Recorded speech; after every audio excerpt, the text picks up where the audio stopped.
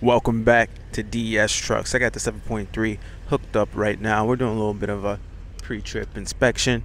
I got the trailer hooked up and I'm gonna check the tires real quick, make sure they're up, good to go. Lights are working, clean and clear, free from dirt. Tires are good, lug nuts are tight. Landing gear is properly mounted, secure, not damaged in the fully raised position. I'm getting a little rusty with my CDL talk.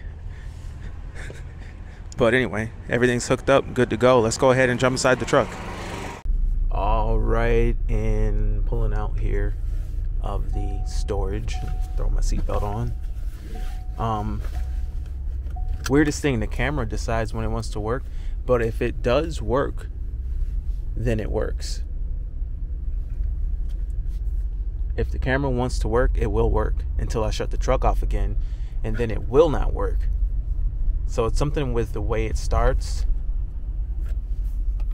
when the camera wants to work. It's something with the startup of the truck. One of the modules doesn't fire up correctly, and then I don't know. So it's going to be complicated. I'm going to let Power Stroke Tech Talk figure that out. But I want to talk about this 10-speed. I've been seeing a lot of comments regarding the 10-speed transmission, and there's people out there who have the 6-speed and they want to know if it's worth it to go to the 10-speed. And it's very interesting. In my opinion, this new 10-speed transmission with the 7.3 really does eliminates the need for a 430 gear ratio. If you think about it, if you need that gear ratio for towing and you have the 10-speed, you could be either in a 3.55 or 3.73, which is going to give you better fuel economy, and the transmission could always shift down to a lower gear, and it's not a big jump, so it can use the transmission a lot more to be in a lower gear, to find a gear that may be more fuel efficient for towing or whatever. So there's always a lower gear available for you for most situations. Now for me personally, a 430 gear still works out good because plowing snow and doing that kind of stuff, every truck that I've had with a 430 gear ratio has just been better for plowing snow for a number of different reasons. But if I weren't plowing snow, I think the other gear ratios would be better. The only other reason to go with the 430 gear ratio, if you wanted to get a bigger tire with a larger overall rotating diameter, if that was your plan, even a 35 or a 37, then the 430 gear ratio would be good, because once you put a 37 on the truck with like a 3.55 rear end, your 10th gear becomes kind of more useless because of the fact that your engine speeds will be too low on highway speeds if your tires get real big. Or at least if you have a 430 gear ratio, that'll mitigate that to an extent. You could probably run 37s a lot better with a 430 gear ratio compared to without. But anyway, we're gonna go ahead and continue our day. I guess you'll be rolling with us. See you guys at the next scene. All right, so we are working a number of different jobs today with this truck, and I'm just kind of going about my day and thinking about things. As you guys know, if you follow the channel, then you know I got to make a pretty good sized decision soon here, at least in the next month or so. And the whole thing is I got to get one of these trucks sold before the market really tanks. So the deal with this 7.3 is I really do enjoy this truck. I do think the 350 tows a little better than the 250, despite it really kind of squats the same. The squat is pretty much the same, but it does tow better. The suspension is a little better than the 250. The engine and trans are excellent. I mean, it pulls the weight no problem. Is it as good as the diesel?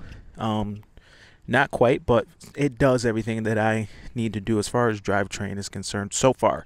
I think maybe if I max this trailer out to the 16,000 pounds, or maybe even a little more. I know people tend to go over their limits on their trailers quite often with these dump trailers. I've heard guys have like 15,000 pounds in like a 14K, and that's not the trailer included. I mean, they literally put like overall gross vehicle weight of like 20K on a trailer that's rated for like an overall gross vehicle weight rating of 14K for short periods and been just fine. So chances are at some point I would have this accidentally overloaded.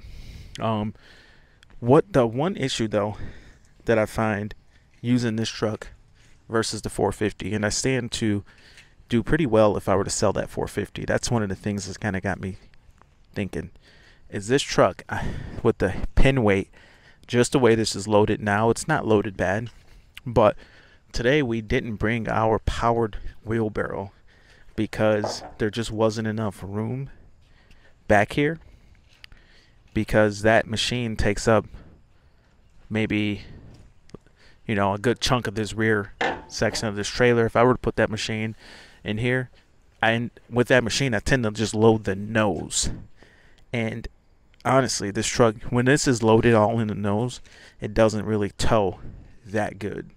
So for the videos that we've done, I moved everything back, and I'm trying to maximize my dumping because I gotta go and dump this, but I figure I get, you know, a couple more items in here before I go and actually dump it. So on the number of different jobs that we're working today, I'm going to be taking all the material that needs to be removed and dumped, adding it to this load, dumping it, and then taking it. And I'm going to be filling this up with mulch and stuff once everything is all said and done. But anyway, I just wanted to pop in and kind of show you guys how I'm using the truck so far. The 450 should be ready today, so we'll see what happens. But anyway, I'll go ahead and keep working. See you guys at the next scene. So we are finishing our day with the 7.3. It's a 7.3 liter. I almost forgot how big the engine was. I'm so tired. We're finishing our day with the 7.3 liter gas V8. And I have to say, this engine is really starting to grow on me as I'm, you know, driving it longer and longer. The 450 was supposed to be ready today, but it's not. It's going to be ready in another week. So it's a very interesting situation.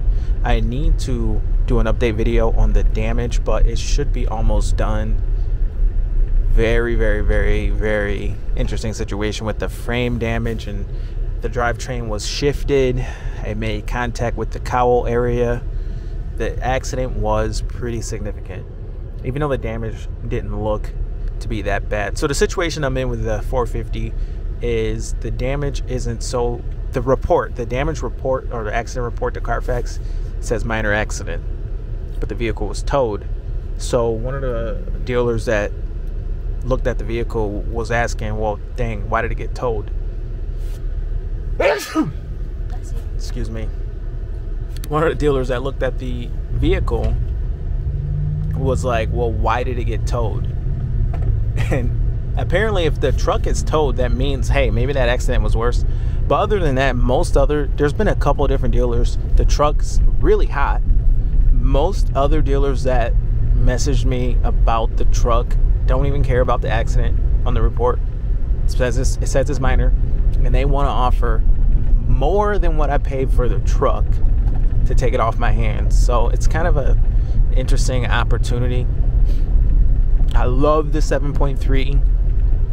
The chassis on a F350, it leaves for me a little bit to be desired when it comes to towing this setup and really maximizing it, because I like to load nose heavy so that I can get the equipment and just really go throughout the day. Like today we juggled so many different jobs. We probably did like 3 different jobs, and it was just a matter of putting something here, putting something there, kind of bouncing stuff around, planting this, ripping out this, whatever. It's kind of a balance, and it's, you know, I need to use every inch of the 16-foot deck space, and it just ends up being heavy in the nose. So that 450 for me is what is really nice about it, being able to load 3,000 pounds on the tongue and still be okay. Whereas the 350, you're not going to get away with 3,000 on the tongue. It's really only rated for 1,800 on the tongue, so you definitely shouldn't be doing that much on the tongue. I forget what the 450 is rated for the tongue, but regardless, anything I throw at the 450, it handles it. You know, it sucks to put a nice truck like this into service for mowing lawns, but I don't know. You know, am I going to be okay just letting this 450 go? I don't know. It's a tough situation, but I know this truck can do it. If I modified it a little, put some airbags in the back, I think that'd be a cool mod. Definitely needs some 35s on it. The 35-inch tires that come on the trimmer are very good tires. The Wrangler Duratrack tires, the weight rating is higher than the 450 tires, actually. That they hold just over 4,000 pounds each tire, which means that from a tire point of view, I'll be in good shape, except for the duals. Obviously, dual mounted tires can hold more weight, but the 10-speed is excellent with this engine. The 430 gears are nice when towing constantly like I am today. But anyway, my name is Sean. This is DS Trucks. See you in the next video. Over and out.